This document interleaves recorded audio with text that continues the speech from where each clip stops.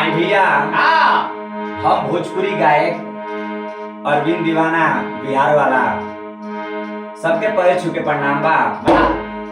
आज हमनी के कुछ समय निकाल के सोचता है आप लोग के बीच में एगो दो गाना हारमोनिया के माध्यम से प्रयास के भेजल जाए का। साथ में हमारा उपेंद्र भैया नाल पर साथ दे रहल बानी। यहाँ के पैर छू के प्रणाम बा। और हमारे गुरु सामान्य चांद बली भैया बाने साथ में। आई कुछ गलती भी हुई तो हमनी के माफ करे लोग, कमेंट में बताए लोग कैसा गाना लागल।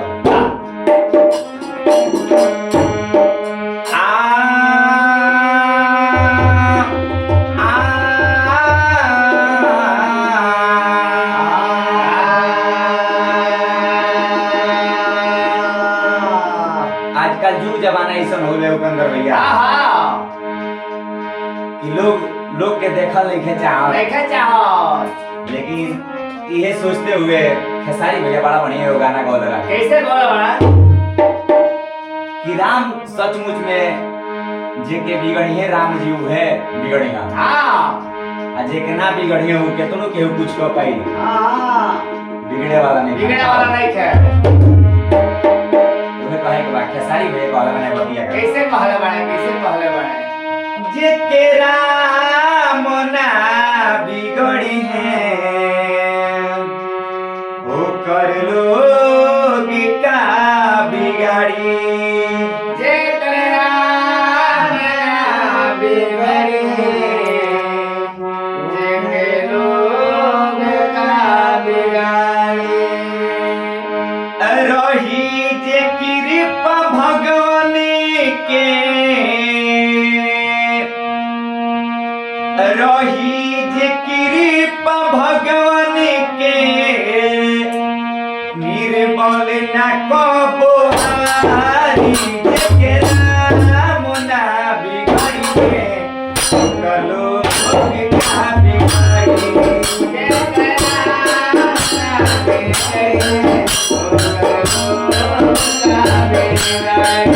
जेके राम ना बिगड़ी है कलो का बिगाड़ी।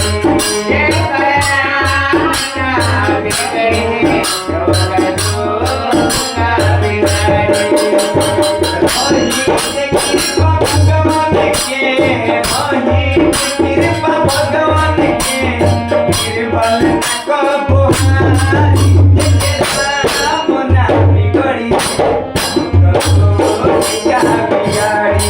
जेके राम ना बिगड़ी कलो का बिगाड़ी।